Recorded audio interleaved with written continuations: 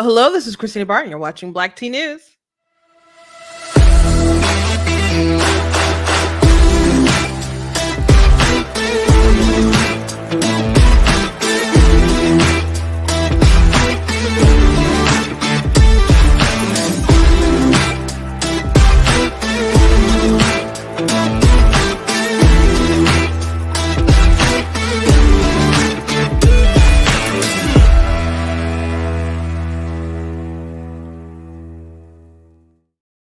Hello. Welcome to Black Tea News. I'm your host, Christina Barr. And funny thing about the hello, my sister pointed out something that someone said like all the time. And she's like, yeah, kind of like hello. And I was like, what do you mean? And she's like, are you kidding me? So yeah, I didn't notice that I said that all the time. But anyway, hello. Your host, Christina Barr. You're watching Black Tea News. Today, we're going to be talking about Joe Biden, who was pitched as the adult in the room when he ran for election. And if you knew anything about him and Trump, you should have known that if you're going for an adult in the room, that Biden wasn't the one to do it. So he was asked about the shooting that happened on Monday and was it a targeted attack? And he made a joke, and it was distasteful and quick, but not obviously appropriate in that situation. So we'll play it and talk about it, and also some more details have come out. Daily Mail did an article about it and the shooter and some background information. And I don't know if there's people who are talking about guns and blaming guns, and there's people talking about ideology as far as like not accepting people, and and so it comes out that and I guess no shock, because she was a former student. Her parents are Christian and didn't accept her ideology. So if anyone is trying to excuse the shooter for doing what they did, they're solely responsible for what they did, what they chose to do, taking out their grief and pain and torment or whatever on these innocent children. Is doing it to anyone violently would have been wrong, but to go to those children is just absolutely disgusting. So if anyone is trying to shift a narrative, even the people who try to like it's the guns, is like, well, there was a person who was holding the gun. So let's we can try to figure out how we can protect people and try to do it in an honest sort of way. But that person is responsible for their actions. So we'll talk a little bit about that story. There's interesting things going on with Black Sands Comics. If you're not too familiar with them, to be honest, I'm not very familiar with the brand. I am a little familiar with the creator of Black Sands, because they popped in my For You page over something that was pretty rude, more about over a year ago. And they're in the social media right now because a reviewer left a review, and he tried to get people to mass report her account. So that's very interesting. And I'll tell you all the reasons why it's interesting. And also, the View had they always have bad takes. Sunny is so awful. To me, this comment that she said regarding the camps in China for the Muslims is really up there as far as how terrible the takes are. It might be like, I mean, Whoopi's takes about the Holocaust are still maybe among the worst, and this is not quite there, but it's bad. It's really bad, in my opinion. Everyone has their own opinion, but Sunny's just awful. So anyway, we got a lot to talk about, a lot to discuss. But before we jump into it, I want to encourage you guys to go to blackteennews.com, check out different content on my website, articles, videos, etc. Check out different merch that we have, like the I voted for Trump, and all I got was, it's gas $2, new wars, tax cuts, etc. Blah blah blah. And this lovely T-shirt. I'm not the victim you're looking for. We got the goat hoodie, goat T-shirts, and all kinds of goodies that you guys can check out at the website, like the You Are Not That Special. So we got some Rogue Casey aborted stuff. We got some stuff with XX Club lifetime membership. and XX woman and stuff. So yeah, we'll see uh how long they'll let me keep that on the website, but it's up there. You guys can get it now. So yeah, check out different stuff that does help. If you like what I do here, please consider leaving a donation at blackteennews.com/donate. Cost to stream, cost to run my website. So if you can support in that way, I ask that you do. The Bible says you have not because you ask not. So I'm going ahead and asking. I do have some needs of some things to get some things. So if you can, whatever you can do to help, whether it's $10, $20, $50 or more, God bless you. Really do appreciate it. If you're watching on Facebook, you guys can do stars. If you're watching on YouTube, we can do super thanks, chats, and all that stuff. I am monetized. Thank you guys for watching and subscribing. All the, that really did help. So God bless you. I'm at 55,000 on YouTube. No, I'm sorry, 45,000, 46 close. So we'll hit 50 soon. So one day, you guys, with your help, you will help me impress my nephew. Every time I'm like, oh, here's my numbers. And he's just like, how many does Ryan have? And if you're on YouTube, you know who Ryan is. You know who Ryan is. Ryan is that kid. He's a big boy now. I don't know how old he is now, but I assume he's still in kid range. But, his family just got rich off of playing with him and toys. And they have this big like empire.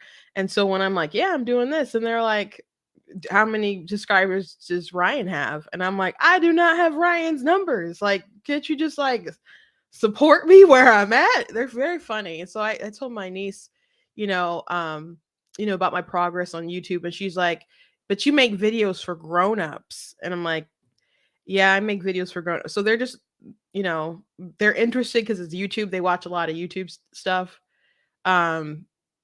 But they're not very interested because they know it's not made for kids. But I mean, I guess why would they be interested if it's not for kids? Because if something's not for kids, then they don't watch it. So anyway, one day we will impress Daniel. So we will keep working. Just keep working toward that goal, I guess. We'll keep working toward that goal. But anyway, thank you guys. Also, March is reading month. For you guys who don't know, I write books. I have 15 that are out right now, one fiction book, the rest, one nonfiction book, the rest are fiction. I have historical fiction, fantasy. I got a series about demon hunters. I got one about mermaids and werewolves and all kinds of different stuff. I got children's chapter books, Super Kid 2. I have picture books as well, but the art is still being worked on for that. So I'll be very excited. If I would really like to have it out by Motor City Comic Con. I think that's been my goal, but I think if I'm mentioning all to you now, there's probably a lot of pressure from my sister who's doing the art, who is just lovely. And did the art. Usually I do my own art, but she did the art for this, for Of Course God is Blatant Against Abortion, which you can pre-order, FYI. So you guys can go ahead and do that. It'll be a blessing to you, I'm sure, and inform you of the theological, biological, everything basically surrounding that topic. So FYI, I will have a lot of like pro-life content about to drop soon in promotion for that. Lately I've had so many stuff, especially on shorts, that have to do with the transgender issue. Someone had left a comment and said, oh, we get it, this is the umpteenth video, you just shut up. And I'm like, you can just block me. I don't see the point of like commenting to people you really don't want to see in their algorithm, and they're just going to keep showing. Just like move on or block them or whatever.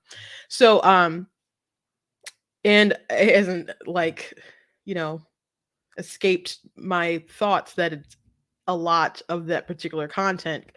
But I just to address it really quick,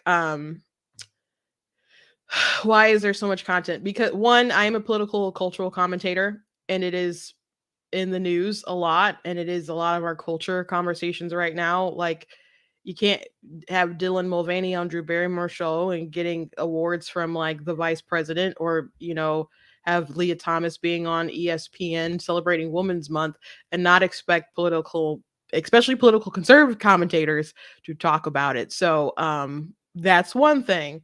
Another thing is that if I do a video and someone responds, whether they stitch it or do another video, or they just leave a cool comment, or one that's really silly, and I feel like it's worth engaging in that conversation. I don't like to like go in the comments and have huge long conversations.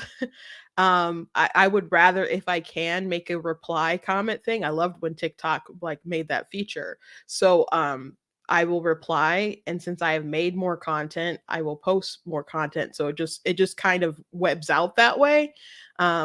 If you go back a year or so on my accounts, there's so much pro-life content, because you make a video, someone says something silly in the comments, and you reply to that comment. And then actually that's kind of how I got to the point where I wrote the book, Of Course God Is Blatantly Against Abortion, because I use secular arguments like, hey, biology, according to life starts at conception, that's when we should protect life. And they say, get your God out of my uterus, and I'm like, I didn't say anything about God in your uterus. And then they say Numbers 5 is about an abortion. I'm like, no, it's not. And then I'd keep going back and forth with people. And then I got tired of just explaining the same thing. So then I wrote an article, and then I wrote another article, and then I wrote another article. And then I'm just like, I'm gonna write a book. So I wrote a book. So yeah, people respond, and it just kind of keeps webbing out that way. If you watched, if you're with me like about a year ago watching my lives, a lot of conversations were about critical race theory, because that was like the hot thing, or maybe a little further back, but like when the Don't Say Gay bill was a huge thing in the news, we were talking a lot about that. We read the bill on air so people knew and could actually understand what was going on. So um that's mainly the stuff. But another reason why I this topic is talked about a lot with the transgender issue stuff is because there's a lot of people who have started to message me and say that they are not in a position where they can talk about this stuff. And one reason why I do what I do, I would like people to feel brave enough to be able to express their views. I feel like if people, especially on the right, if they don't learn how to break through a lot of the monopoly of the left, whether it's academia, entertainment, whatever, we're just not going to win elections, to be frank. Like, people think that election integrity or people literally stealing elections is a big thing. You know, there's issues in pockets and stuff with that, well, we can talk about and discuss and have talked about and discuss. But I really think the big obstacle is that sort of media gap. And we have to break through that and build parallel economies, et cetera, and having to, do stuff like this. But people also have to be brave enough to talk to their neighbors and their friends and have conversations online with people they know and try to persuade them, not 2 months out from election, but just, throughout life, not to make politics your everything, but people just need to be able to be brave enough to have like normal conversations. And there was a poll some time ago that over 60% of Americans are afraid to voice their true opinions. And so I'm not one of those people. I will voice my true opinions. So one, I would like to make people feel brave enough to express their opinions. And also, I know there's people legitimately in positions where if they said something, they could lose their job, and etc. I have friends that are in such positions, and some people have written and said they can't say certain stuff because of their jobs. So if I have to be the voice, well, I'm not the voice, but a voice on this, um I will continue to speak out, and not because this is my issue, like the issue that's going to drive me or whatever. I speak about whatever's on my mind and in my heart, period. And I'm thankful to a lot of people who've come over to my page because they found those particular shorts on that particular topic. I'm not going to censor myself because, let's say, a turf, started following me, and that's not going to stop me from talking about, being very pro-life or whatever. So I'm still going to be me at the end of the day. And but that particular issue, I will fight for women and sanity and objective truth. So if you're sick of that content, um there's going to be more of it. I'll try to I don't want that to be the only thing that I'm like posting. So I'm not like doing it on purpose where it's just like a treasure trove of that particular topic. And like I said, I'm about to have like a crap ton of pro-life content. So just FYI, just an explanation of things going on. Shout out to people in the comments who are engaged. Um I at my distance, I don't have my glasses on, so I'd have to like go close to read all the comments. So I see you guys commenting. I will try to look at it periodically. I don't want to break all my thoughts and stuff, but I thank you guys for watching live and people who watch it back later. So let's get to the news of the day. I do not have a meme today because the memes were uh still dealing. I mean, there's all kinds of memes you could pick, but my kind of go-to sources were focused on current events, and it's a little too sensitive for me to pick up some memes, at least on that issue, I think, right now. So um, I'm just going to move toward the news, and let's talk about Joe Biden. So he was asked about whether the shooting on Monday did he believe it was targeted because they were Christians, and Josh Hawley had said that it was. And so Biden, and I'm only explaining this because the audio, I don't know how well the audio is going to be when you guys hear it, but Biden's response is, well, if he says it is, then I say it's not. And then he clarifies that he's joking, but not a thing to joke about. Do you believe that Christians were targeted in the Nashville school shooting? Do you believe that Christians were targeted? I have no idea. Josh Hawley believes they were. What do you say to that? Well, I probably don't then. Probably don't. No, I'm joking. No, I have no idea. So yeah, short moment, not appropriate. 3 children were killed, 3 9-year-olds and 3 staff members.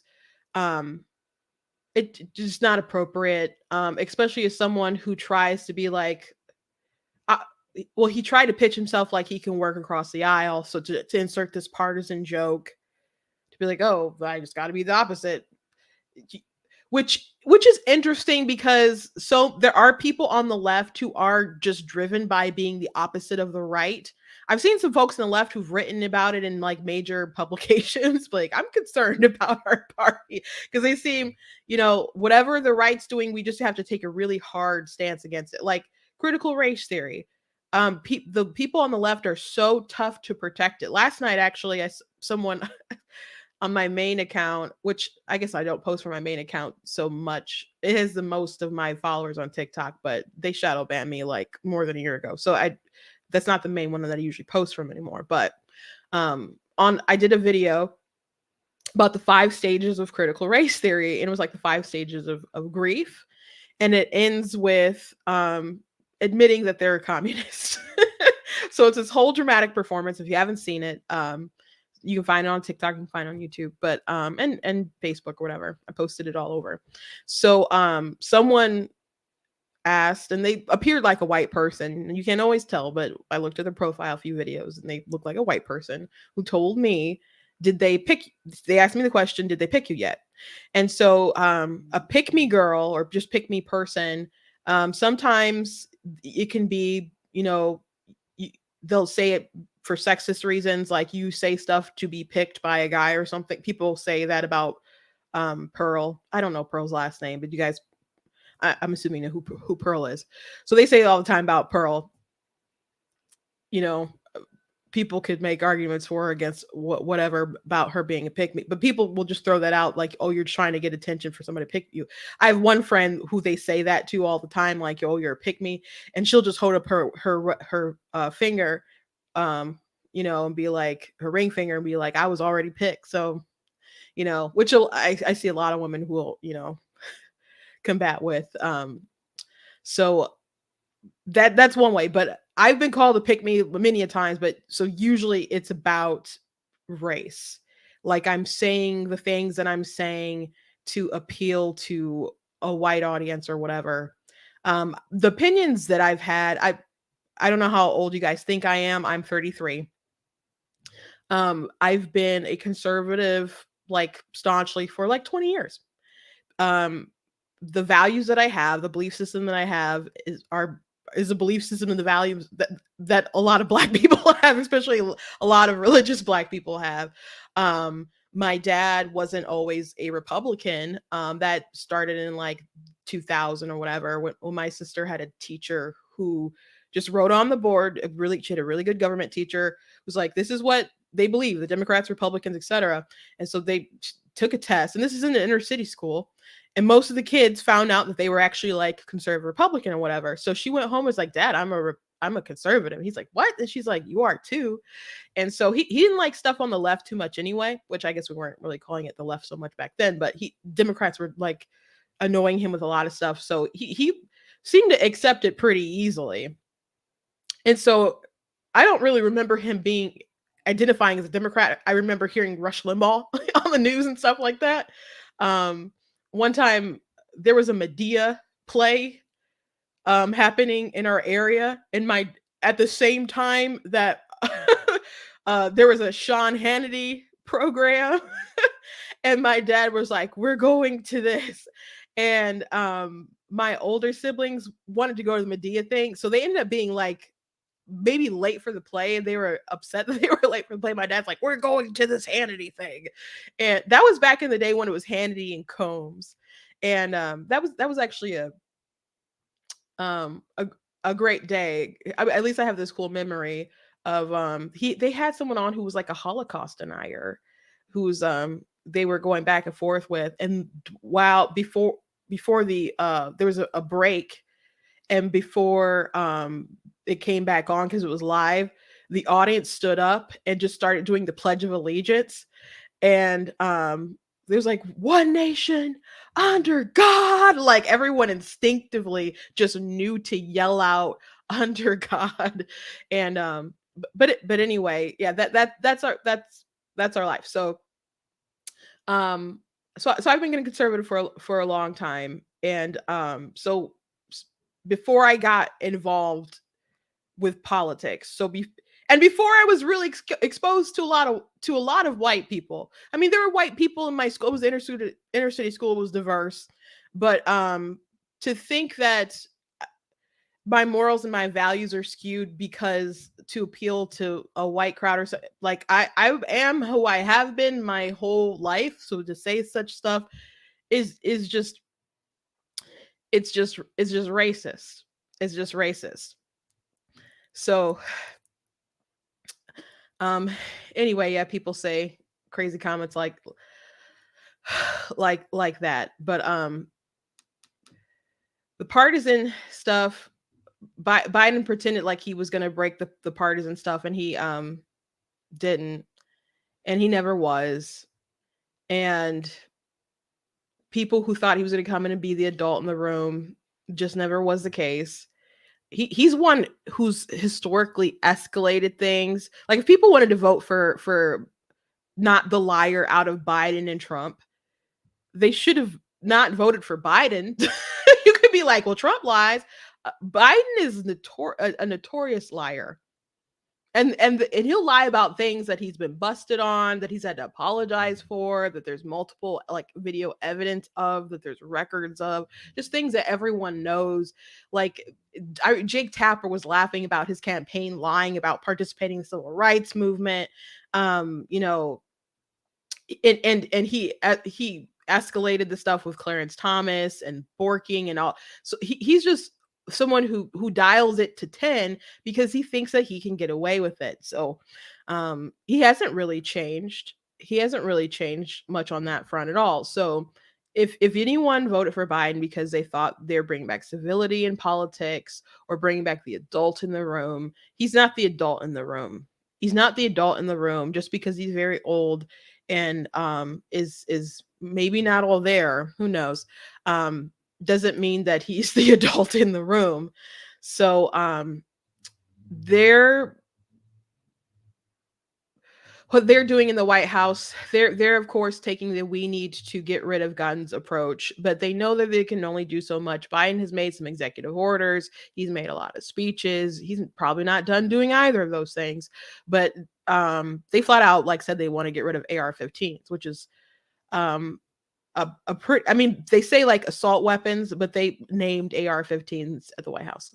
Does the president support not just banning the sale and manufacture of semi-automatic weapons, but further than that, confiscation? Let me just be very clear. What we're talking about, AR-15s, these assault weapons ban, they are weapons of war, and they should not be on the streets across the country, in our communities. They should not be in schools. They should not be in grocery stores. They should not be in churches. That's what the president believes. And he has done more than any other president the first 2 years on an executive order. And as you know, we all know how government works. There's only so much that he can do. And so now it's time for Congress to do the work. And he's happy to sign.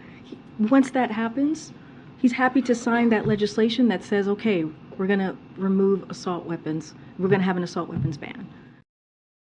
So AR-15, which does not stand for assault rifle, in case anyone doesn't know, that's like, it's like Armalite is the name of the company who makes the gun. So how it's spelled or whatever is just the AR. It doesn't come from assault rifle. A lot of people think that. It's a very, very, very popular gun. I know a lot of people with AR-15s. If you are also unaware, most mass shootings and gun deaths and stuff are done with handguns. Some people think that AR-15s are automatic rifle. They're not. Like, semi-automatic means that you have to like pull the trigger. If it's an automatic, you can hold it down, it'll keep, sputtering out and stuff. So that it's a very, very popular gun that people use for all kinds of reasons. They can't do anything about that gun because of, one, there's the Second Amendment, there's the Heller decision. It's just not going to happen. And they can say whatever kind of crazy stuff they want. At this point, they know that they can't do anything, but they're blaming that on Congress. Like, oh, if Congress just had the courage, they could do something about it. And now, Republicans have a very slim majority in the House, so they can definitely blame it on Republicans. But that's a very, very unpopular opinion. But are people going to hold Biden accountable for that? No, I don't think so. Because he was saying crazy out of pocket stuff before on the campaign trail. But it's funny that there's so many people who believe like, oh, Biden's not coming for your guns. I was scrolling through TikTok one day and there was these two people on a live and they're saying like, Biden's not coming for your guns. It's not even true. I'm like, what do you mean he's not coming for guns? Like, he's made a lot of speeches about coming for your guns. He keeps saying like the amendments aren't absolute. And actually, after he said that, I did a video. It was one of my first viral videos of when him saying like the amendments aren't absolute. And then I started showing the 14th Amendment and like, it was like closing up on my face. And there's like this horror music and it just all this flashbacks of slavery and stuff. And then this voiceover is Biden saying, I'll put y'all back in shades. So, that I just put a lot of work in that little TikTok video, but, yeah, I don't know how you could say stuff like that, but I understand a lot of people think guns are scary. And it's funny that people will look at a gun that has like the same kind of capabilities, but if it has wood on it, rather than being all black, they'll be like, no, that gun's okay. You can use that to hunt, but you can't use that one to hunt or do sports with or home defense or whatever. That's bad. When she said they shouldn't be in churches, my first thought was, what if there's armed guards or something and they have those things? So you don't, I know a lot of people with guns, and I know people who like to go to rallies with firearms and other stuff like that. And, it's just some expression of their liberty. Like we talked yesterday about people who pose with guns, for Christmas cards. It seems weird to a lot of people. It's not like so a love of passion of mine that I would get the family be like, this is going to be our Christmas card. I'm not saying we wouldn't, make a picture or something, but our Christmas card, no. But to some people, their love of firearms is no different than like my family's love of comics. So it's not as passionate as it used to be. I'm not going to go down that whole conversation again, but yeah, you know, he's lost the plot if they think that they're going to get rid of AR-15s.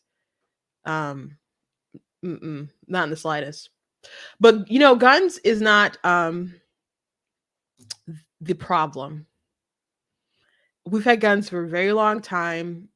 Um, Mental health is an issue, has been an issue, continues to be an issue. I don't. There was word last night, the Daily Caller, I believe it was reported that they're not going to release a manifesto, and some people are really upset about it. And I don't know if it's political reasons they don't want to release it, then that's not good or whatever. And I think transparency is good because you have people on the right who are like, why won't you do it? And you have people on the left like, oh, it's probably not the narrative they think it is. So now there's all these conspiracies around it. But we know that there is like a contagion sort of element with people who see these folks and they get to live in infamy and they get their 5 minutes of fame, and then these losers in life or whatever want to be known or cause some kind of impact with their death, and then they go out and commit these harms. So when we are like, the media is pouring over a manifesto and like, aha, they said they're inspired by Skittles and Ben Shapiro, and and they're like, what does it mean? It means, and when people are talking about it for weeks or whatever, I don't think that's good. So I can't say I'm not a I don't know. I don't feel like I'm very interested in whatever she said. She obviously targeted a school and shot up children. It seems pretty like evident. I don't of what happened. They can still investigate. Obviously, they have her internal thoughts or whatever to go deeper. But people can always lie. I mean, I guess dead people have no incentive to lie other than unless it's to cause some kind of outrage or to manipulate people. So, can you trust their words? I don't know, but it's probably for the best that that we don't pour so much attention into that. But I will say, and I said this yesterday, and I started pinning an article. I wish I had it out by now. It'll be out in a little bit, like maybe an hour or so after I get off the air. We're not a country that values mental health. Like, it's something that we talk about and we encourage people to do self-care, etc. But we push people to not take any kind of accountability, to basically live as NPCs, that systems and isms and all kinds of things manipulate people and don't have any real control over their lives. They're just being pushed around by outside forces, by oppressors and groups and capitalism and what racism, homophobia, etc. And we don't listen to each other. We don't have real conversations. We talk past each other. We assume people's motivations instead of trying to get to know them, or at least be honest. Like, within the conversations that we have, we assume motive. We do all sorts of things that are unhealthy, and then we just lie. And the media lies, entertainment lies. The narratives that BLM pushed. About basically people being targeted by the police have skewed people's senses so much. I don't know if I still have this graphic loaded or not, but there was a survey or poll or whatever that was done for people to see their opinions about like gun crime and or Black people targeted by police. Oh, I do have it.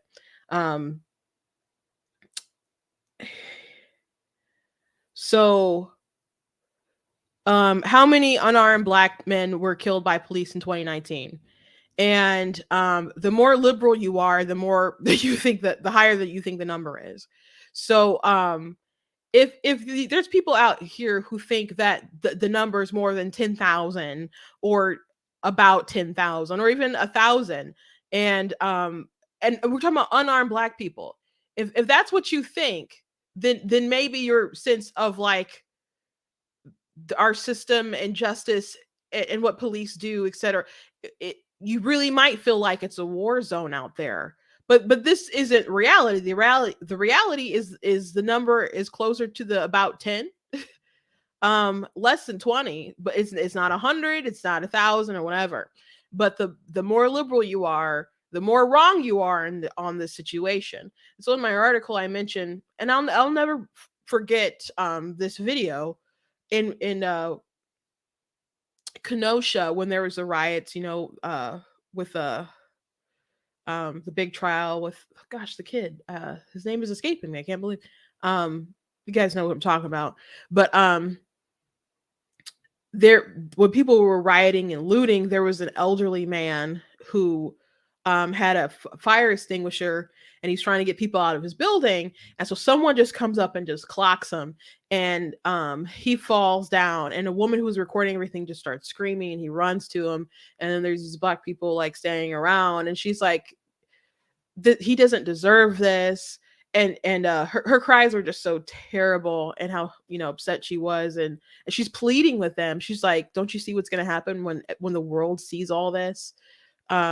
Which I guess she thought there was going to be some kind of repercussions, but justice didn't come for them. And someone was like, but he was laying females out with the air. So that's no exaggeration, that's how she sounded.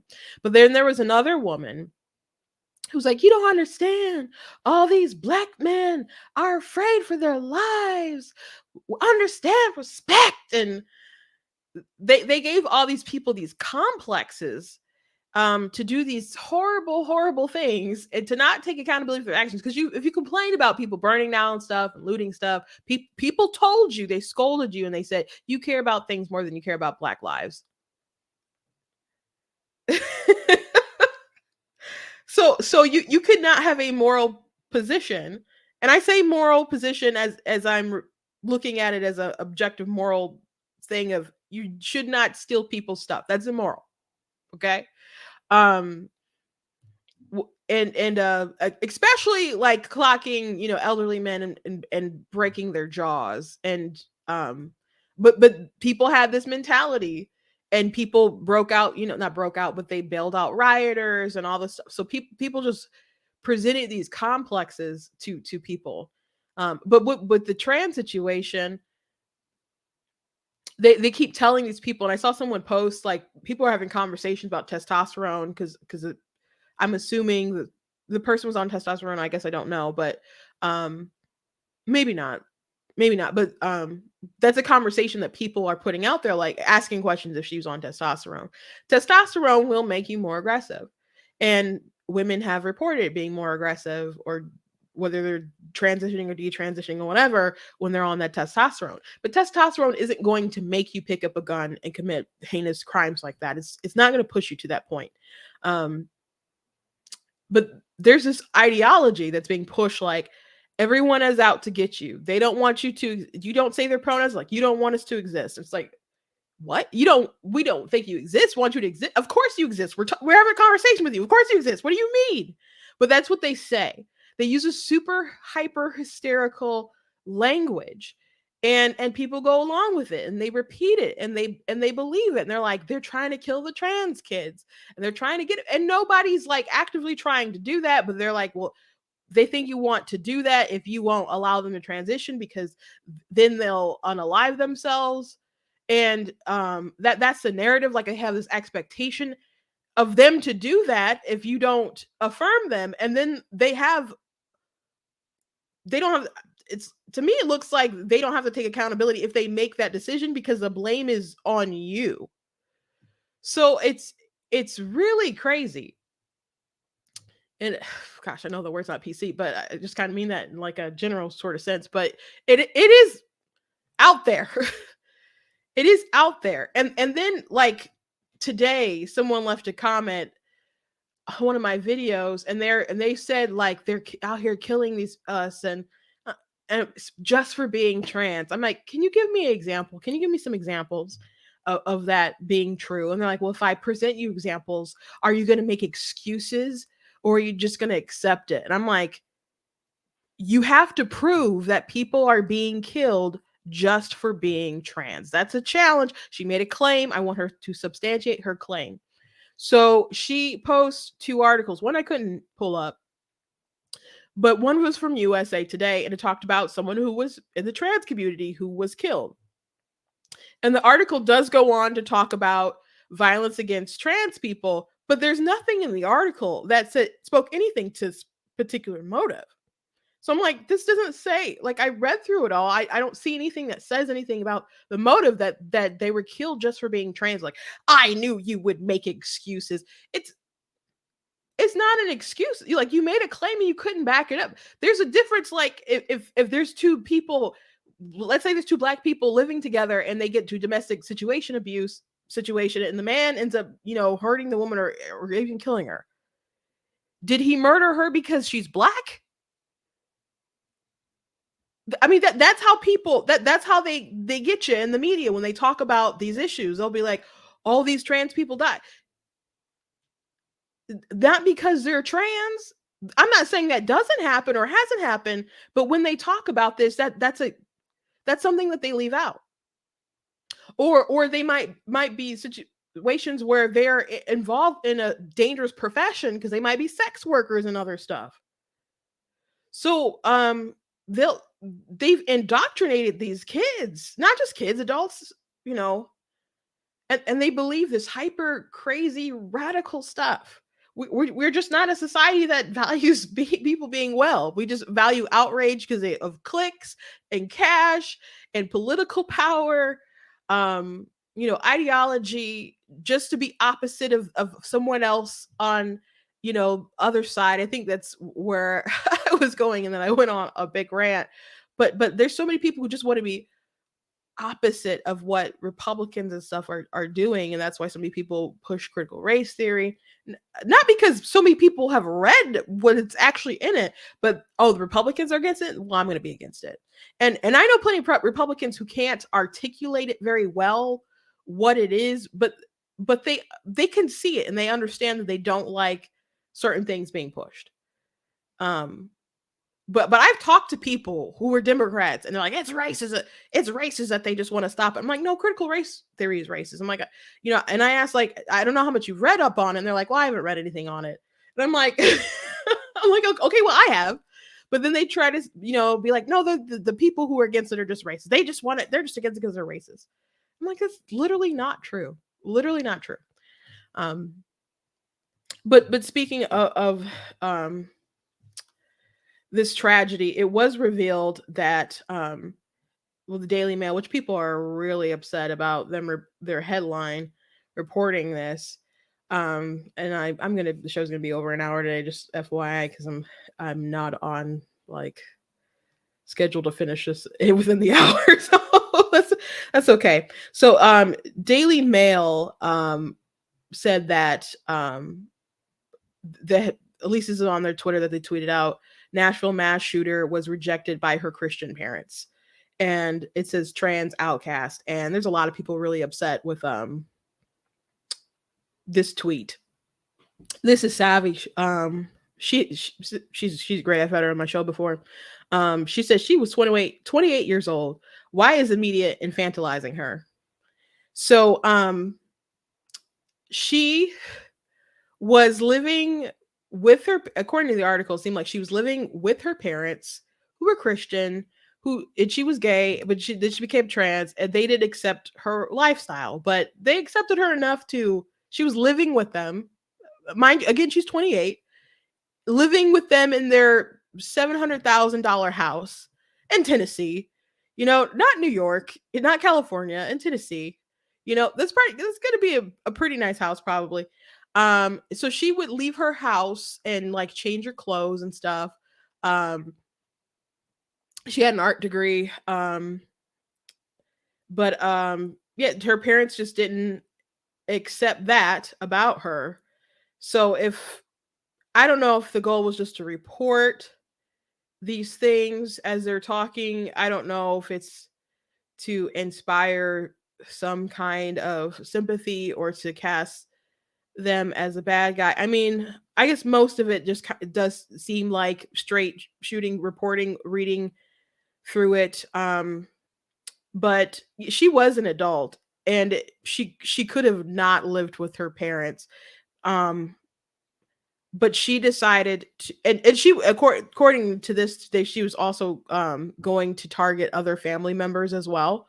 But her go-to was to go to this school where she, I guess, used to go to. and she killed 3 children and 3 staff members, and she couldn't end up going other places because the police promptly took her out when they got into the building. So she's accountable for her own actions. There are all kinds of people in this world who are not accepted by their family for various reasons.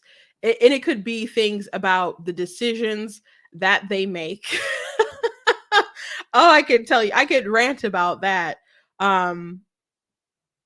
Whether it's politics, whether it's particular people that they date, not their entire sexuality, career choices that they make. Some people just have parents that are very critical, and I'm not saying these people are. She was 28 living in their house, but she was like stockpiling. I guess they thought she did have some different emotional issues. Her parents, I guess, thought that she was didn't have her weapons or was getting rid of her weapons, but she was stockpiling them. At the end, they say it's unclear why she targeted that facility. It's I don't know, seems pretty obvious. Pretty obvious. But it's pretty obvious that it was a hate crime.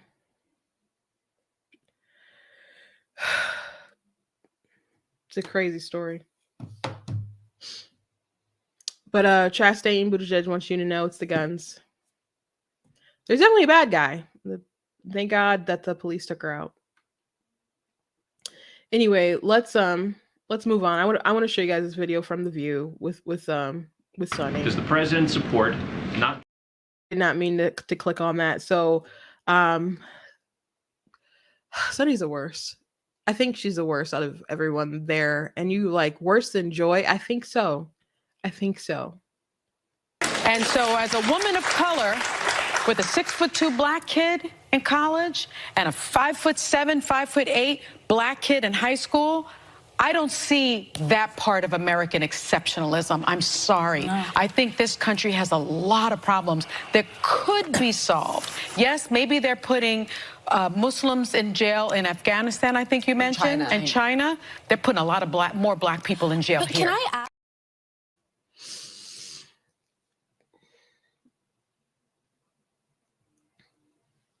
So, her kids are in college. They're not in jail.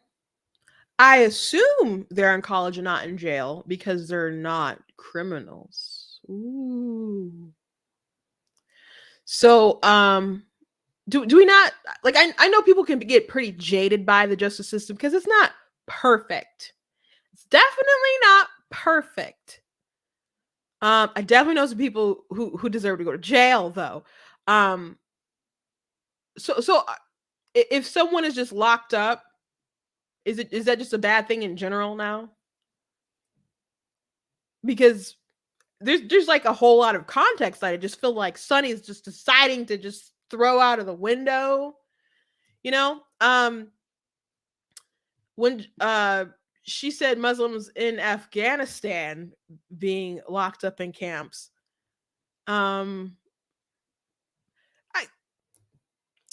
As a mistake. Is she not aware of the situation going on in China?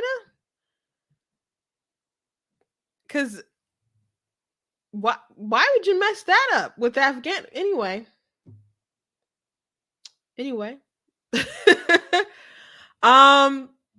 People locking you up because you are Muslim versus people giving you due process, finding you guilty by a jury of your peers, and you going to jail is not the same.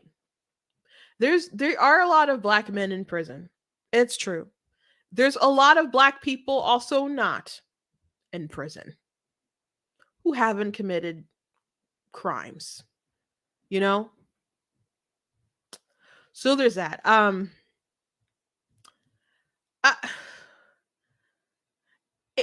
it's just top tier stupid, and it's offensive, and it's gross, and but I don't know which thing I think the stupid splendor of it all is like the main thing that's popping up at me. Um, you know, I don't think that's like as bad as like the stuff that Whoopi was saying not too long ago that got her in hot water and actually suspension or whatever. But that's way up there.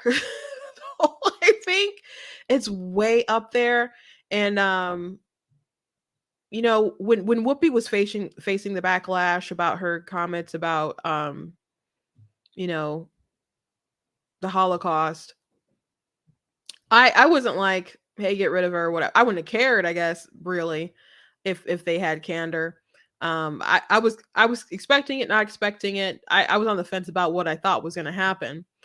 But I did say the View pays her for her stupid opinions. So if people are surprised or offended about what Sunny says, they know she has stupid opinions, or maybe they don't know that it's stupid. But those opinions, those hot takes, that's what she gets paid to make. That's what she gets paid to make. Um, hmm.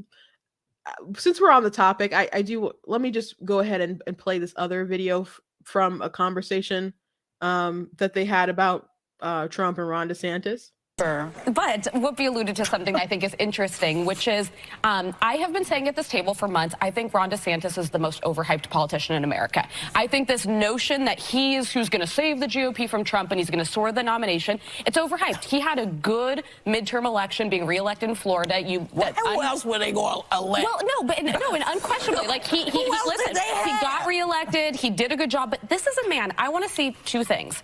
I want to see him sit down with a neutral interviewer like a George Stephanopoulos and actually answer tough questions about his policies. I've never seen him do a major, national sit-down interview.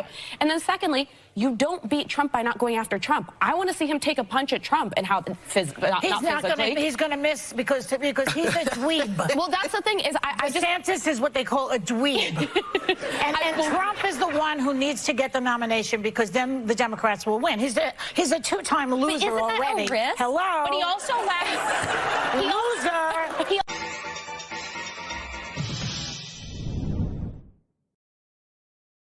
So, they're, grifting conservative voice there on the panel. It seems very much so that, Joy let the cat out of the bag. They want Trump to be the nominee because they think he will lose. By the way, that was Hillary Clinton's strategy in 2016. If you read the Podesta emails and stuff, that was heavily the strategy, and her staff were a little bit concerned because she was focusing on that being the strategy a lot.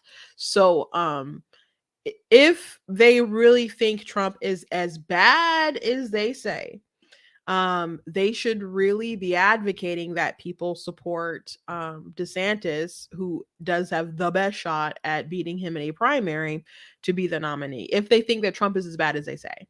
Because why would you, if you were a loving person who loved your country, want the worst person to be the possible pick? Because at the end of the day, a lot of people on the right and the left are going to pick their guy. They just are. People on the right are more likely to not do that, by the way, on different issues or different people, whatever. But and then you persuade the people in the middle or whatever. But there's always the chance that people might think that your person is so worse that they will vote for Trump. So if Trump is the worst, why would you not advocate that everyone support someone who could beat him? Because you just hate him, but you don't love the country more than you hate him. So there's so many questions you could ask about why that is. Because there's some crazy people who undoubtedly won in Michigan with politics or whatever, but I'm like, I don't want these crazy people to be here. And I would rather, if I have to have Democrat representation in my city or whatever, I'd rather them be a less crazy Democrat than these super radical people. It just brings me no joy that I have to talk about these crazy people who, especially in my state, in my area, whatever, that they're for like the drag queen story hour, all that kind of garbage. I don't, that brings me no peace, no joy. I don't like it. I would rather it not be true. And there's Democrats who would rather that not be true either. So if there's someone else who's not nutty, like full on support the less crazy person to win, who's going to be moderate or just how Democrats were like 10-15 years ago or something. But if you really think Trump is that bad, don't say, "Oh, I hope he's a nominee so we can beat him." No, you cut him off the pass and hope for the best.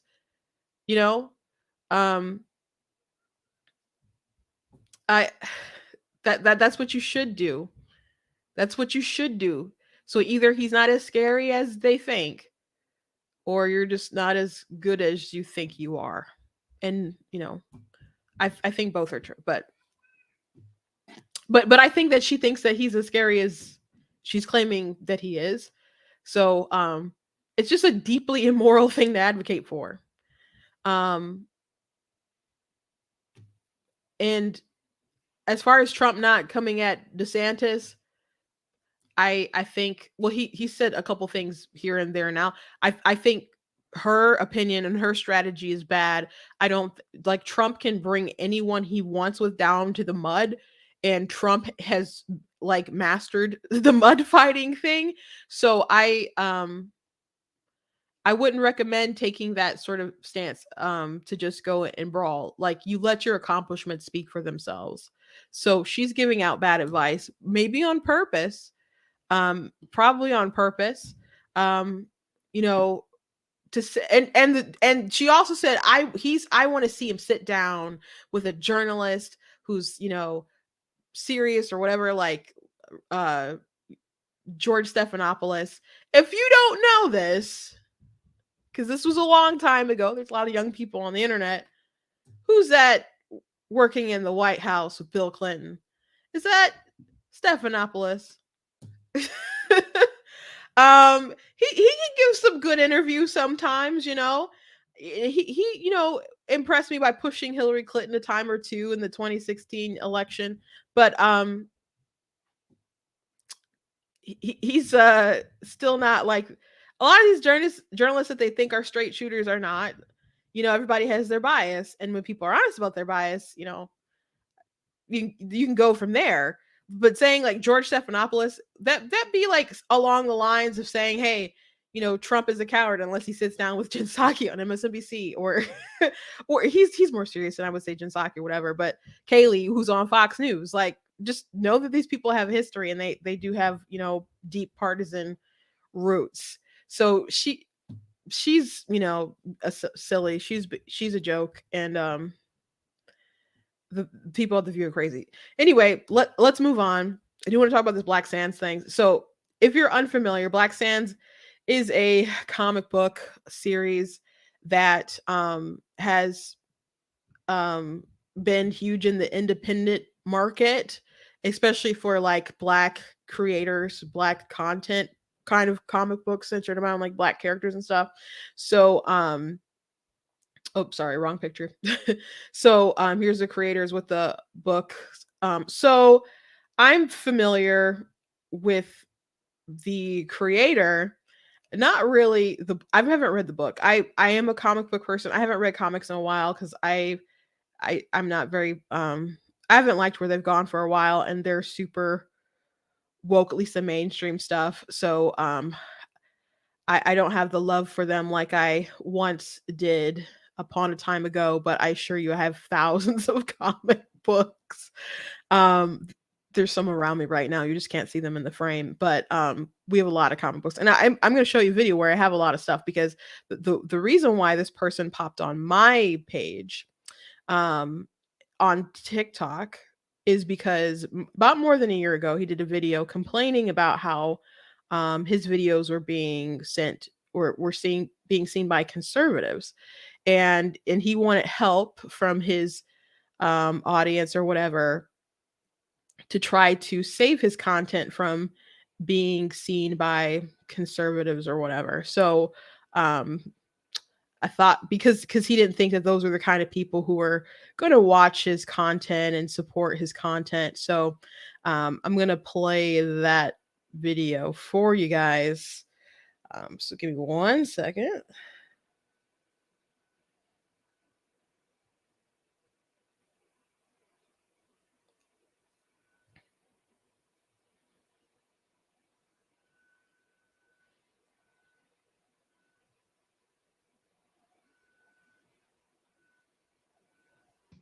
Hey, yo, Black TikTok, stop scrolling. I need you right now. TikTok done lost their damn minds. They keep feeding all of my positive Black imagery to conservative TikTok. Now, as a comic book publisher of titles like this, really? And an app with images like this, why do they keep feeding me to all those people? So if you're Black, please interact with this post. We need followers who appreciate Black excellence because I'm one of the biggest publishers in the country, and all I get seen by is people who hate this kind of content. And characters like these deserve better. Hey, yo, Black TikTok, stop. So, yeah. So that's how I originally popped up on my For You page, dissing a potential, audience person, but one of the reasons why I'm like really against like Disney and Marvel, I guess, is because I haven't picked up a DC comic book in a long time either, but I feel like the deep resentment of these people who don't like customers like me, customers like my dad, our values or whatever. And he invested so much money and time into collecting these things, love these things. And I'm like, you hate my guts. You people hate my guts. So to be introduced to this creator of this book, and saying, I don't want those kind of people to see that content, or they're not going to buy or whatever. If it's not that I'm against going and buying out new books or whatever, something different that I'll like, because I've gone out and I've bought comics of people who were starting, their own thing and trying to build a parallel economy or whatever. So if it was good and he was a person I wanted to invest in, maybe I'd be buying Black Sand comic books. But that's how it came on my feed. And if you couldn't see, I have different memorabilia. So I showed a bit of our comic book collection, some in the basement or whatever. Showed me in a Wonder Woman outfit. I was smaller when I cosplayed as Wonder Woman. And I showed a picture of me at a comic book convention. I've been to quite a few of them before I did like politics stuff. Me and my sisters actually had a channel on YouTube called The Gorgeous Geeks, and we would go to conventions. We'd interview people. We'd get to interview celebrities and comic book creators and so on. And so we were press, and we review all that stuff. And sometimes it's like, oh, we could have kept going, but I don't know. I think unless we happen to have a lot of like red pilled audience, we would have lost a lot of stuff as they went woke, because we wouldn't have been on that train. But I don't know. There's a lot of nerd, right leaning people that I follow. So, but I don't know. I'm not in the business of hate watching things. So I probably still wouldn't end up be doing it now anyway, but I don't know. Maybe for a job if that was the work, but I don't like to hate watch stuff. I'm fine not putting my time to like Disney or whatever. So anyway, he's in the atmosphere on Twitter and stuff about Black Sand started popping in my feed because some time ago, like a full year ago, there's this content creator, Black woman, who focuses a lot on reviewing and talking about Black characters, and especially Black female characters. She was asked by people to review Black Sands, and spoiler alert, she didn't like it. So I'm gonna go ahead and play her video and explain what happened from there. But there's plenty of people who said that they thought her criticisms were valid. So here we go. A lot of you have been asking me to cover Black Sands Entertainment, and unfortunately I have some bad news for you. I absolutely despise this content. It is not what you think it is. Because for starters, the creator of Black Sands Entertainment has huge beef with characters showing any form of emotional range. This was the creator's response to a comment asking him if the main character would ever, have any kind of emotional conflict, if we'd ever see him cry or something. So, Osler is too masculine. Could you make him cry more and show mercy so Black boys can feel better expressing femininity? So, yeah, I don't know if I would have made a video dissing their opinion like that, but men can express emotion and you not call it femininity. So anyway, let's keep watching. But no, it all just divulges into a bunch of Hotep nonsense about Egypt, which, mind you, African Americans do not descend from this area of Africa. And the creator also attacked the series Karma's World. And this was because in a scene, she does cry about being picked on for her hair, but she is encouraged to love herself. However, for him, this was a show teaching Black children to be weak. Even in his own series, all these characters, all they care about is being strong, and the girls are just there to support. So that was her review of Black Sands. So the creator of Black Sands told people, was on a live and stuff, and encouraged people to mass report her account. So if you are familiar with social media, I guess you can maybe do that everywhere, but on TikTok, if you are mass reported, it's particularly bad. That is a good way to get someone's account taken down and banned, perhaps perma-banned. I've had people have come at me trying to ban my stuff. I got my stuff back up after, applying to TikTok or whatever, appealing the bans and stuff. It used to be a lot harder to get your stuff back, and that's a really terrible thing to do. So he said a lot of things about this creator for making this video. Now, Goofy Straw Hat, I think is his name, or is it just something Straw Hat? He's a big content creator on TikTok who covers like comic books, etc., blah blah blah. And so he commented on the situation, and he's actually the executive producer for a cartoon that Black Sands is producing. And so he said that he was totally wrong to have targeted her, and he actually showed him following Black Sands, and then he hit unfollow. So he didn't appreciate it. King Lion is another big Black content creator who covers like comic books and stuff. Now he said he should apologize to her. It was wrong what he did. He said that several times, but he did call out people who were trashing the creator of the book, and who do the same things. So I don't like when people mass report things, especially if they know it's not going against community guidelines. This may surprise you guys, because I've done quite a few content on Jeffrey Marsh, and I'm like, he's not breaking community guidelines. I don't like his content, so I'm going to keep speaking out against his content. But I really find it annoying when people report you for no reason. So don't report his stuff unless it's actually against community guidelines. Don't just mass report. I don't think you should make the content that he makes. But free speech, whatever platform, they give him a platform, whatever. But you can use your platform to speak out against him. You can go in the comments and comment and whatever. But to encourage people to mass report stuff, I don't like it. Okay, so at least I'm going to be consistent there. So it's wild to me that he would do that, and it's really wild to me how sensitive people will get, and going back and forth with people who read the content or like the content, or one time I was going back and forth with someone from, I think it wasn't the Good Doctor, it was The Resident, that TV show on Fox, and the executive producer of the show maybe was upset because I didn't like an episode. I thought the episode was trash. It was like cheesy, corny, whatever. And I can't remember what I said. I'm like, well, other people seem to like it. I'm just like,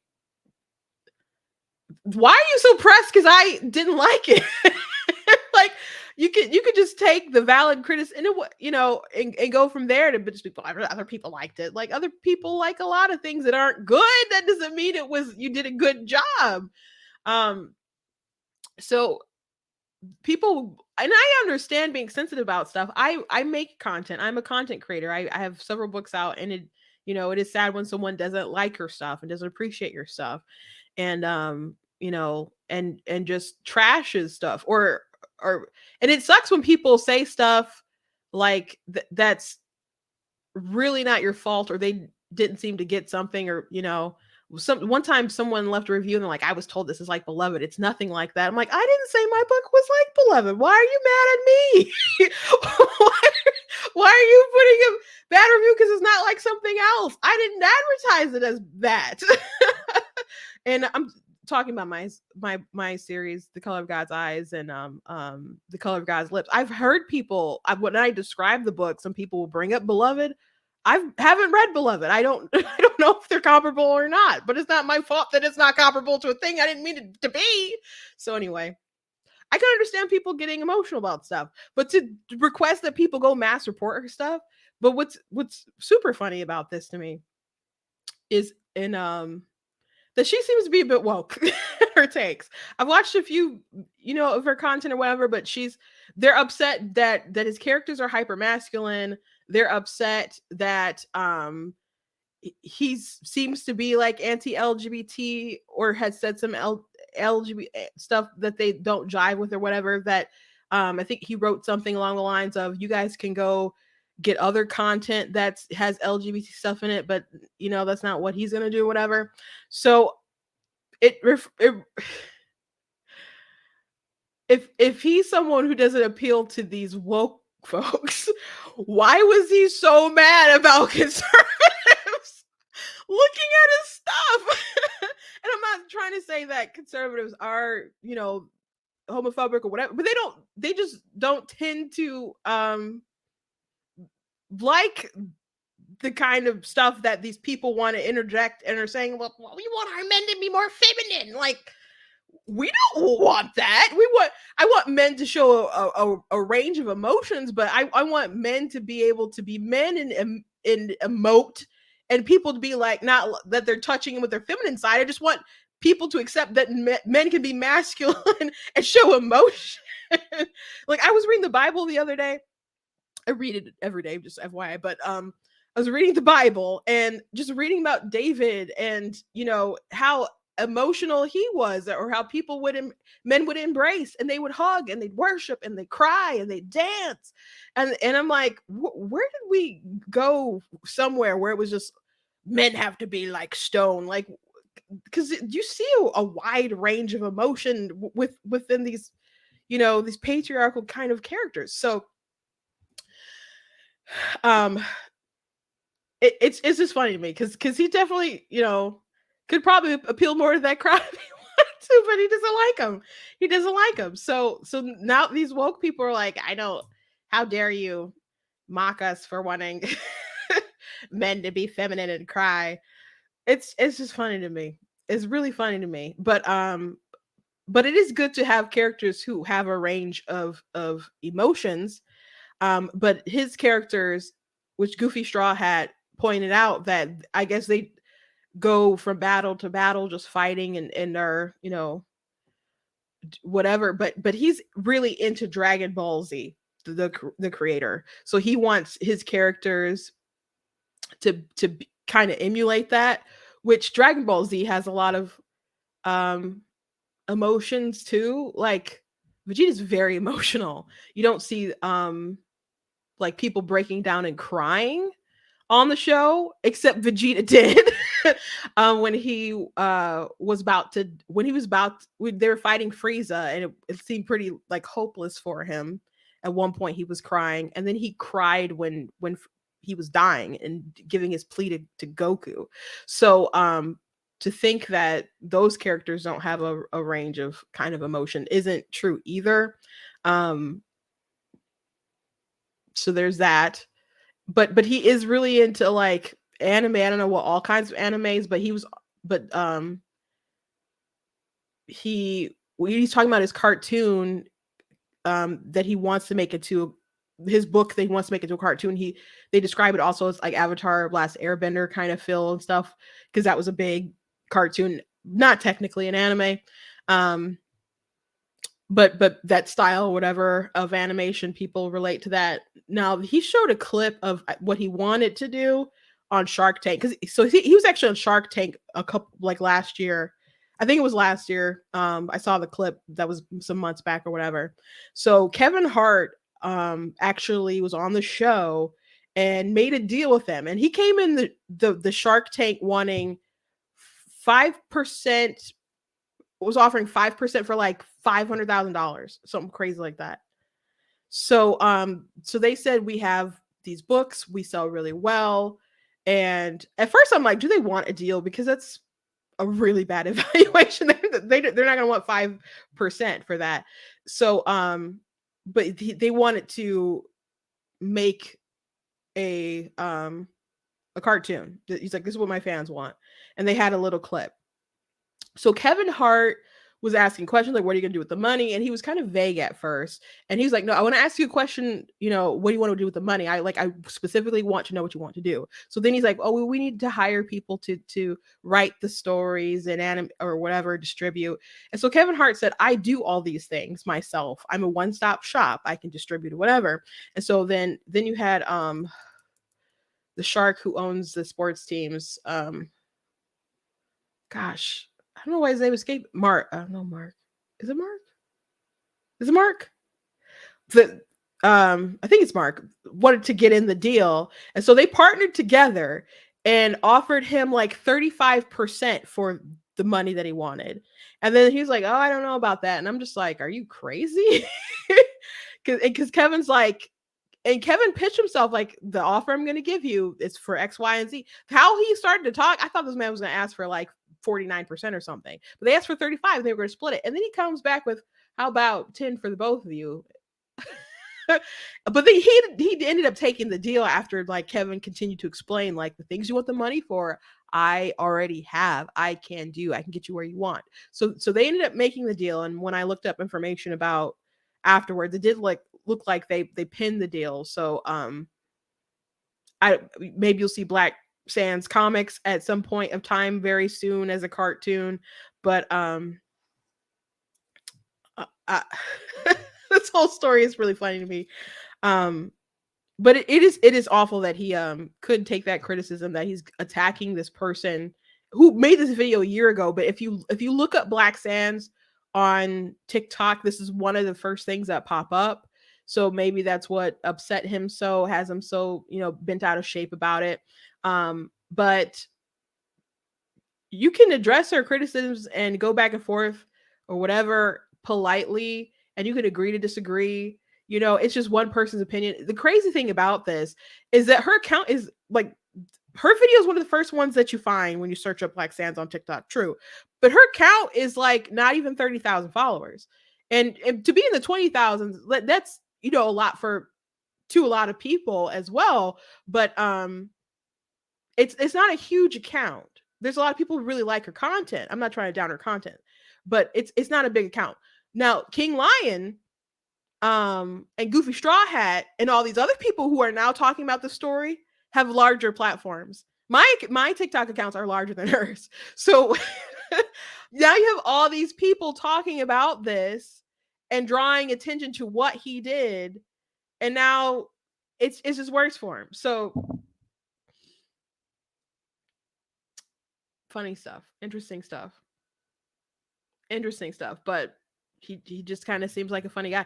And there's people in the comments who are claiming that if you say anything about Black Sans, and they'll come at you, and people are afraid to speak out against it. And I don't know, it could be because he is like the big fish in that pond of comics with in the indie sphere with Black content. and King Lion is actually part of Black Sands and apologized to her on behalf of the group or whatever. I don't know specifically what he does with Black Sands, but he was wrong. He was wrong.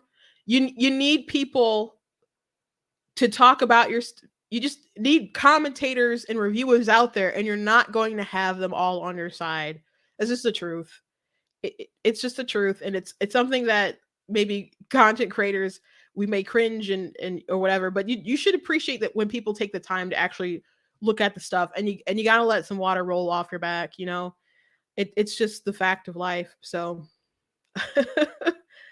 and that's what's going on with Black Sands. If there's more, I'll let you know, but I just thought it was interesting. Yeah, my sister said Vegeta not only cried, he sobbed in front of his nemesis about how the main villain abused him as a child. The man has so much depth. Vegeta is one of the best characters in fiction, if you follow Dragon Ball Z at all. I think he is. Sometimes you get people who watch Naruto like, oh, Dragon Ball Z, it's just a dumb story with just a bunch of throwing hands. I'm just like, you children, you know nothing. Which Naruto's fine, I guess, but I definitely preferred Dragon Ball Z for sure.